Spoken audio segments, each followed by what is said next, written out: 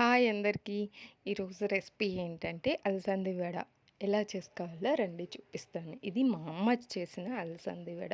ఎందుకంటే తను ఊర్లో ఉంటారు కాబట్టి రోలు అంతా రుబ్బుకోవడానికి బాగుంటుంది. మనం ఇక్కడ సిటీలో ఉండడం మనకెక్కడదండి ఇదంతా చేసుకోవడానికే అవ్వదు. మనకి అందులో రాదు. ఎందుకు ప్రయోగం అందుకే మా అమ్మ ఎలా చేసిందో రండి చూపిస్తాను.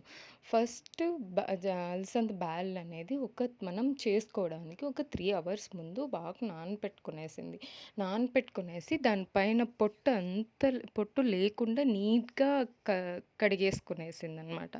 కడిగేసుకున్నాక పిండి రుబ్బుకుంటుందనమాట ఇప్పుడు. అది ఎలా రుబ్బుకోవాలో చెప్తాను నేను. ఫస్ట్ చెక్క, లవంగం పౌడర్ చేసుకోవాలి. ఆ పౌడర్ చేసుకున్న తర్వాత బ్యాల్లేసుకొని దాంట్లోకి పచ్చిమిర్చి అండ్ తెల్లగడ్డ, ఆనియన్, కొత్తిమీర, పుదీనా అంతా వేసుకొని రుబ్బాలనమాట. అలాగే ఉప్పు కానీ క్రిస్టల్ సాల్ట్ అయితే బాగుంటుంది రుబ్బడానికి.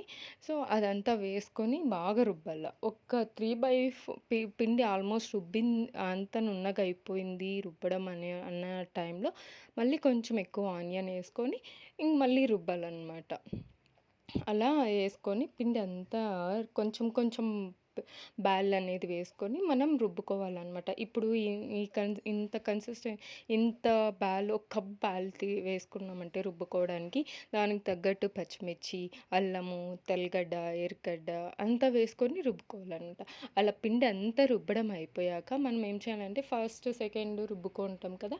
ఆ పిండి అందరినీ ఒక దాంట్లో రోట్లో వేసేసి బాగా అంత పిండిని మిక్స్ చేయాలి. ఎందుకంటే ఉప్పు, కారం అంతా అలా మిక్స్ చేయడం వల్ల ఉప్పు, కారం అంతా బ్యాలెన్స్ అయిపోతుంది. అలా అంతా చేసుకున్నాక మళ్ళీ ఒకసారి టేస్ట్ చూసుకొని సరిపోయిందా లేదా అని చెప్పి టేస్ట్ చూసుకున్నాక మళ్ళీ పెనం పెట్టుకొని ఆయిల్ వేసుకొని ఇంకా ఫ్రై చేసుకోవాలి.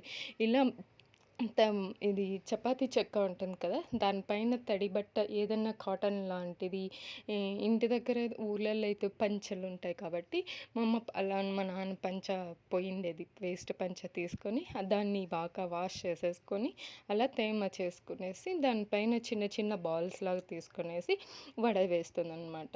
అలా అంత అంటే ఎక్కువ థిక్నెస్ పెట్టకూడదు. అలా అని పల్చగా కూడా చేయకూడదు. మీడియంగా మనకి మీడియం సైజులో అనేది వడ అనేది చేసుకుంటాము. ఆయిల్ కాగాక మళ్ళీ వడలనేది ఇలా చేయాలన్నమాట. ఫస్ట్ వేసింది చిన్న చిన్న వడలు మా చిన్నోడికి.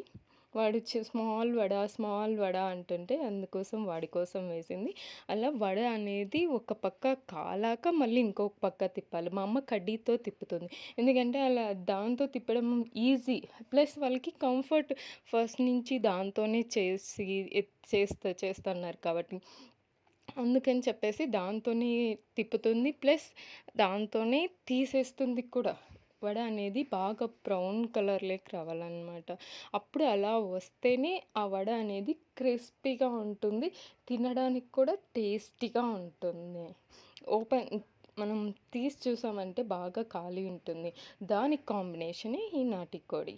నాటికోడి రెసిపీ ఆల్రెడీ నేను అప్లోడ్ చేసేసాను చూసేయండి.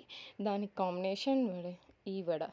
అల్టిమేట్ కాంబినేషన్ అనమాట ఈ అలసంది వడ అండ్ నాటికోడి. చూసారా లోపల ఎంత బాగా కాలిపోయింది. ఈ థిక్నెస్‌లో ఉంటే చాలు మనకి వడ అనేది. బాగా క్రిస్పీగా కూడా ఉంటుంది అండ్ యమ్మీగా ఉంటుంది తినడానికి కూడా. పిల్లలు కూడా బాగా తినచ్చు. అండ్ కాంబినేషన్ ఇంకా చెప్పాల్సిన అవసరమే లేదు ఈ కాంబినేషన్ గురించి. ఎందుకంటే మా ఇంట్లో ప్రతి ఒక్కరికి చాలా ఇష్టమైన కాంబినేషన్. మీకు ఇలాంటి వీడియోలు ఇంకా కావాలి అంటే ప్లీజ్ నా ఛానల్ని సబ్స్క్రైబ్ చేసుకొని నన్ను కొంచెం సపోర్ట్ చేస్తే మీకోసం ఇలాంటి వీడియోస్ చాలా చేస్తాను. ప్లీజ్ నాకు కూడా కొంచెం సపోర్ట్ అనేది ఉండాలి కదా! మీరు చూడకుండా సబ్స్క్రైబ్ చేసుకోకుండా ఉంటే నాకు కూడా ఇంట్రెస్ట్ ఎలా వస్తుందో చెప్పండి. ప్లీజ్ సపోర్ట్ చేసుకొని నా వీడియోస్ చూడండి, లైక్ చేయండి, కామెంట్ చేయండి.